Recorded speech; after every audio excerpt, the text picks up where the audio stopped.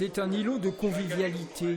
À Vély-sur-Aisne, 2000 habitants, il reste 2 buralistes. Un seul d'entre eux fait aussi café.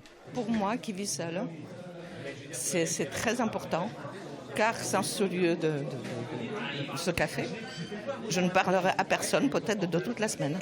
Bruno Turcy entend profiter du dispositif de l'État pour rendre son établissement plus attractif et moins dépendant du tabac. Donc c'est d'intégrer des nouvelles offres style la vape ou autre chose. C'est de refaire aussi la partie bar, les frigos, afin d'avoir un outil de travail quand même performant, surtout pour les salariés. Refaire l'éclairage. L'État propose de prendre en charge 30% des frais engagés pour développer le multiservice. La Chambre de commerce réalise des audits pour conseiller les candidats.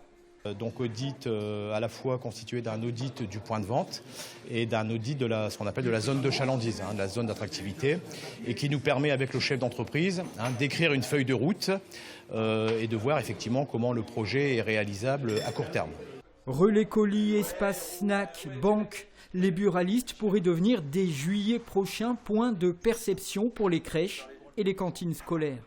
Le buraliste est le mieux placé finalement pour réaliser ces petites prestations qui ne vont pas non plus révolutionner le métier et qui ne vont pas non plus lui apporter une pérennité dans la rémunération. Mais effectivement, plus que jamais, le buraliste est reconnu comme commerce d'utilité locale et je crois qu'il est à même de réaliser un certain nombre de prestations puisque les services publics, d'une façon générale, disparaissent, je dirais, de nos territoires.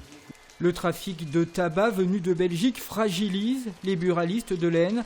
Chaque année, 3 à 4% d'entre eux ferment leurs portes.